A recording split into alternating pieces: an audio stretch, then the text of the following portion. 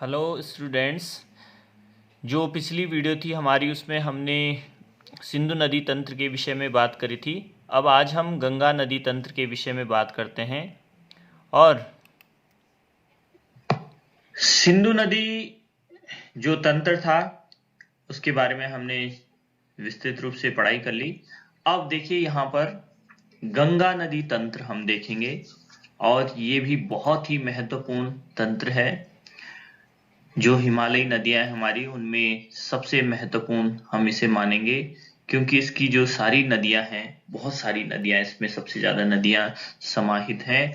ये सारी नदियां भारत में निकल करके पूरे भारत को सिंचित करती हुई पूरे भारत को आर्थिक और धार्मिक और बहुत महत्वपूर्ण, बहुत महत्व देते हुए ये नदी जो है बंगाल की खाड़ी में जा करके मिलती है। तो जो गंगा नदी तंत्र है, आप यहाँ पर ये जो हमने इंसेक्ट में बनाया हुआ है गंगा भागीरथी नदी, जो कि गंगोत्री के समीप उत्तरकाशी जिले में उत्तराखंड के यहाँ पर गौमुख नामक ग्लेशियर से निकलती है और आकर के देवप्रयाग में अलकनंदा, जो कि अलकनंदा में भी काफी सहायक नदियां इसकी मंदाकिनी और पिंडारी प्रमुख नदियां हैं। ये अलकनंदा से आकर के देवप्रयाग में मिल जाती है। देवप्रयाग में इनका जो संगम है वो इसलिए महत्वपूर्ण है कि जो भागीरथी नदी है यहाँ से अलकनंदा में मिलने के बाद इसका नाम गंगा नदी होता है। ये बहुत ही महत्वपूर्ण प्रश्न है कि जो गंगा नदी है वो कहाँ पर गंगा नदी बनती है, तो अलकनंदा के पास ये जो है गंगा नदी देवप्रयाग में अलकनंदा, जो इसे हम जो है यहाँ पर देखते हैं कि उत्तराखंड में ये भी कहा जाता है कि यहाँ पर सास और बहू जो है दो नदियों का संगम है। फिर जो है उसके बाद ये गंगा नदी बनती है। तो गंगा नदी भारत की सबसे लंबी नदी भी है। इसकी कुल लंबाई 25 किलोमीटर 2525 किलोमीटर है, जिसमें भारत में इसकी लंबाई 2071 किलोमीटर है और बाकी बांग्लादेश में है।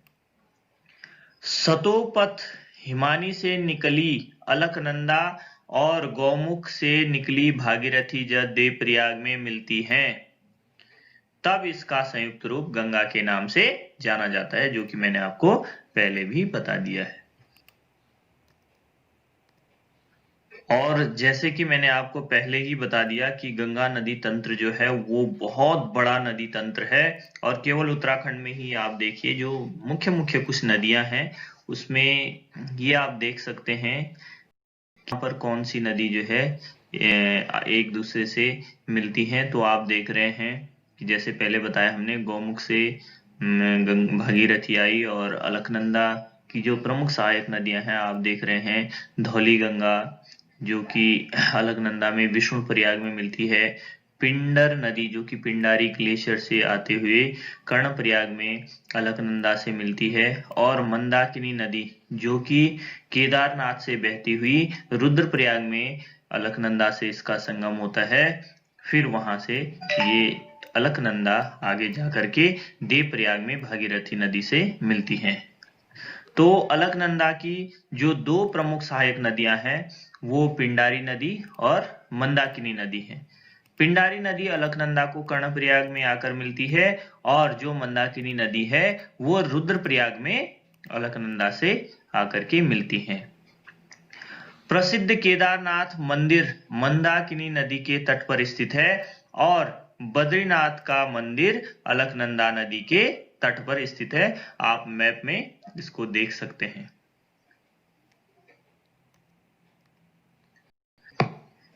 चलिए गंगा नदी तंत्र को और आगे देखते हैं।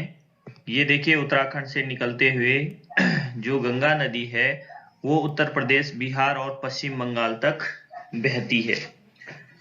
पश्चिम बंगाल के फरक्का पर ये दो धाराओं में बढ़ जाती है। ये देखिए आप पश्चिम बंगाल में जो जगह है फरक्का, वहां पर गंगा नदी दो धाराओं, अलग अलग दिशा में दो धाराएं इसकी बढ़ जाती हैं। हुगली और जो मुख्य धारा है वो भागीरथी है। वो पश्चिम बंगाल में प्रवाहित होती है, और जो इसकी हुगली जो धारा, जल धारा होती है, वो पश्चिम बंगाल में बहते हुए बंगाल की खाड़ी में मिल जाती है। भागीरथी नदी बांग्लादेश में मुख्य धारा के रूप में प्रवेश करती है, जहां इसे पद्मा के नाम से जाना जाता है। जो भारत से गंगा नदी भागीरथी में बांग्लादेश में प्रवेश करती है, वहां क्या कहते हैं इसे? पद्मा नदी। और आगे बहती हुई ये पद्मा ब्रह्मपुत्र, जिसे बांग्लादेश में जमुना के नाम से जाना जाता है, से मिल जाती है और संयुक्त रूप से मेघना कहा जाता है। जो जमुना, कौन सी? ब्रह्मपुत्र नदी, जिसको बांग्लादेश में जमुना कहते हैं, और पद्मा गंगा नदी, भागीरथी नदी, जिसे बांग्लादेश में पद्मा कहते हैं, जब इनका संगम होता है बांग्लादेश में, तो उसके बाद संयुक्त रूप से इसका नाम क्या होता है? मेघना। और मेघना के रूप में बंगाल की खाड़ी में ये समाहित हो जाती है। तो इस तरह से देखा कि गंगा नदी का प्रवाह कैसे कैसे वो बंगाल की खाड़ी तक पहुंचते पहुंचते किस तरह से अपना जो रास्ता है उसे तय करती है। अब हम बात करते हैं जो गंगा नदी है उसकी प्रमुख जो सहायक नदियां हैं। तो गंगा नदी की सबसे लंबी और सहायक नदी यमुना नदी है। उसके अलावा कोसी नदी, सोन नदी, गोमती नदी, दामोदर नदी, घाघरा, जिसे सरयू भी कहते हैं, घाघरा नदी, गंडक नदी और रामगंगा इसकी प्रमुख सहायक नदियां हैं। और जो सहायक नदियां हैं उसकी भी सहायक नदियां हैं, जैसे सबसे पहले हम यमुना, जो गंगा की सबसे प्रमुख सहायक नदी है, आप मानचित्र में देख रहे हैं, यमुना की बात करेंगे। गंगा की ये सबसे बड़ी सहायक नदी है, जो उत्तराखंड के बंदरपूंछ चोटी पर स्थित यमुनोत्री हिमानी से निकलती है। ये नदी उत्तराखंड से हरियाणा, दिल्ली, उत्तर प्रदेश से बहते हुए प्रयागराज, जिसका पहले नाम इलाहाबाद था, प्रयागराज में गंगा नदी से जाकर के मिल जाती है। यमुना नदी का प्राचीन नाम कालिंदी नदी है। ये एक तथ्य है कि इसका प्राचीन नाम कालिंदी नदी है। यमुना की बहुत सी सहायक नदियां आप मानचित्र पर देख रहे हैं। इसमें चंबल, बेतवा, केन नदी प्रमुख नदियां हैं। तो इस तरह से गंगा नदी की जो सबसे लंबी सहायक नदी थी यमुना नदी, उसकी हमने बात करी। और यमुना की भी जो सहायक नदियां हैं उसकी भी थोड़ी सी बात कर देते हैं। यमुना की सबसे प्रमुख नदी, सहायक नदी जो है, वो चंबल नदी है। ये नदी मध्य प्रदेश के इंदौर स्थित महू क्षेत्र के जानापान पर्वत से निकलती है। उत्तर मध्य भाग में बहते हुए ये नदी राजस्थान से होकर उत्तर प्रदेश के इटावा में जमुना नदी से मिल जाती है। और इस नदी की जो लंबाई है वो है 965 किलोमीटर। इसके अलावा यमुना नदी की जो दूसरी प्रमुख सहायक नदी है बेतवा नदी। बेतवा नदी भी मध्य प्रदेश के भोपाल के निकट से निकलती है, जो उत्तर पूर्वी दिशा में बहते हुए उत्तर प्रदेश के हमीरपुर में यमुना नदी से मिल जाती है। तो चंबल नदी उत्तर प्रदेश के इटावा में और बेतवा नदी उत्तर प्रदेश के हमीरपुर में यमुना नदी से मिल जाती है। इसमें ध्यान देने योग्य जो बातें हैं वो हैं कि प्रसिद्ध स्थान सांची बेतवा नदी के किनारे स्थित है। आप मैप पर भी देख रहे हैं, भोपाल के निकट सांची, आप रेड कलर में देख रहे हैं, बेतवा नदी के तट पर स्थित है। सांची में कई बौद्ध स्मारक हैं। सांची का स्फूत अशोक ने 3री शताब्दी ईसा पूर्व में बनाया था, जो कि बहुत महत्वपूर्ण है जीके की दृष्टि से, कि सांची का जो स्फूत है वो 3री ईसा पूर्व किसने बनाया था? अशोक ने बनाया था। तो इस तरह से ये तो थी गंगा की जो प्रमुख सहायक लंबी नदी है यमुना नदी, और यमुना नदी की सहायक नदियां। अब गंगा नदी की और सहायक नदियों की बात करते हैं। कोसी नदी, ये नदी नेपाल में हिमालय से निकलती है और बिहार में प्रवेश करती है। और ये नदी प्रायः अपना मार्ग बदलने के कारण चर्चा में रहती है। ध्यान देंगे, ये नदी अपना मार्ग बदलती रहती है और इसमें आने वाली बाढ़ से बिहार में अधिक मात्रा में तबाही देखने को मिलती है। इसलिए इस नदी को बिहार का शोक भी कहा जाता है। किस नदी को? कोसी नदी को बिहार का शोक कहा जाता है। ये नदी बिहार के कटिहार में गंगा नदी से मिलती है। कहां पर मिलती है? बिहार के कटिहार में गंगा नदी से कोसी नदी का संगम होता है। दूसरी महत्वपूर्ण नदी है दामोदर नदी।